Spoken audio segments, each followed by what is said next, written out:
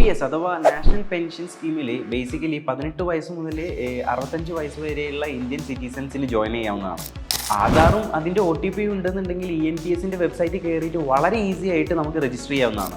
ഈ ഒരു സ്കീമിൽ നമ്മൾ രജിസ്റ്റർ ചെയ്യുന്നത് നെറ്റ് ബാങ്കിങ് വഴിയാണ്. രജിസ്ട്രേഷൻ കഴിഞ്ഞ് കഴിഞ്ഞാൽ നമുക്ക് പെർമനൻറ്റ് റിട്ടയർമെൻറ്റ് അക്കൗണ്ട് നമ്പർ കിട്ടും, അഥവാ PRAN.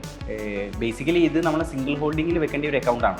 നമുക്കൊരു നോമിനി എന്ന് പറയുന്നത് ഇതിൽ വളരെ ഇമ്പോർട്ടൻ്റ് ആയിട്ടുള്ള കാര്യമാണ്. ഇതിലേക്ക് മിനിമം ഇൻവെസ്റ്റ്മെൻറ്റ് എന്ന് പറയുന്നത് 500 rupees ആണ്. ഇയർലി നമ്മൾ ഒരു 1000 രൂപ വരെ മാത്രം ഇൻവെസ്റ്റ് ചെയ്താൽ മതി. അതിൻ്റെ മേലേക്ക് അപ്പർ സർക്യൂട്ട് എന്ന് പറയുന്ന ഒരു ലെവലില്ല. അതുകൊണ്ട് തന്നെ നമുക്ക് പറ്റുന്ന അത്രയും അതിലേക്ക് ഇൻവെസ്റ്റ് ചെയ്യാൻ വേണ്ടി പറ്റും. NPSൽ ബേസിക്കലി 2 ടൈപ്പ് അക്കൗണ്ട് ഉണ്ട്. ഒന്ന് Tier 2 അതുപോലെ തന്നെ Tier 1. Tier 1 അക്കൗണ്ട് എന്ന് പറയുന്നത് നമ്മൾ റിട്ടയർമെൻറ്റ് അക്കൗണ്ടാണ്. നമുക്ക് 60 വയസ്സ് കഴിഞ്ഞാൽ മാത്രമേ അതിലുള്ള എമൗണ്ടുകൾ തിരിച്ചെടുക്കാൻ വേണ്ടി പറ്റുള്ളൂ.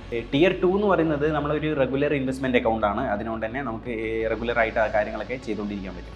NPS സത്യം പറഞ്ഞു കഴിഞ്ഞാൽ നമുക്ക് വളരെ നല്ല രീതിയിൽ മൾട്ടിപ്പിൾ ചോയ്സസും ഇൻവെസ്റ്റ് ചെയ്യാൻ വേണ്ടിയിട്ട് തരുന്നുണ്ട്.